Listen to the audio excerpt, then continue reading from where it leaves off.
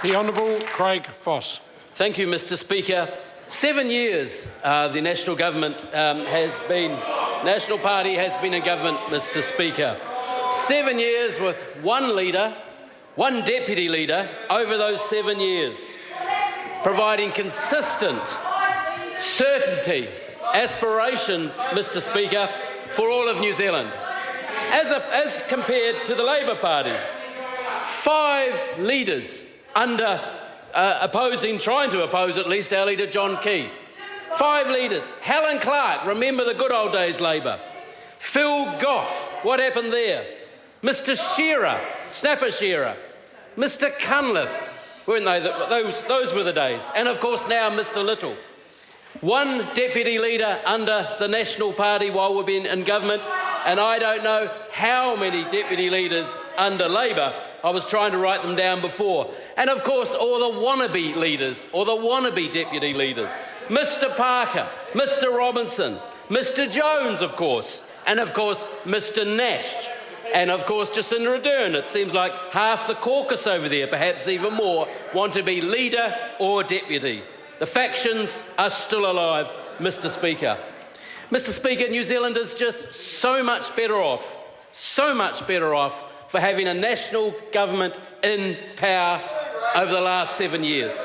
Under every single measure, under every single metric, New Zealand is in a better place and better space than where we were when we inherited government from the previous regime. We continue to have solid and consistent support across New Zealand because we engage, because we consult, because we do what we said we'll do, and we do not do anything that we don't take to the electorate.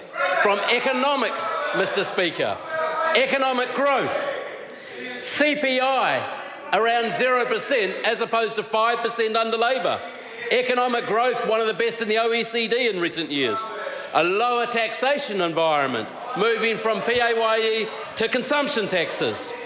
Education attainment, much improved. Welfare reform, providing incentives for our people. Better public services, driving reform through government, getting a better deal for all of New Zealanders, particularly taxpayers. Coming into surplus, Mr Speaker. We don't hear Labour talking about that anymore. The list continues. And of course, exports, Mr Speaker. Free trade agreements, opening up markets for New Zealand. The Taiwan Closer Economic Partnership.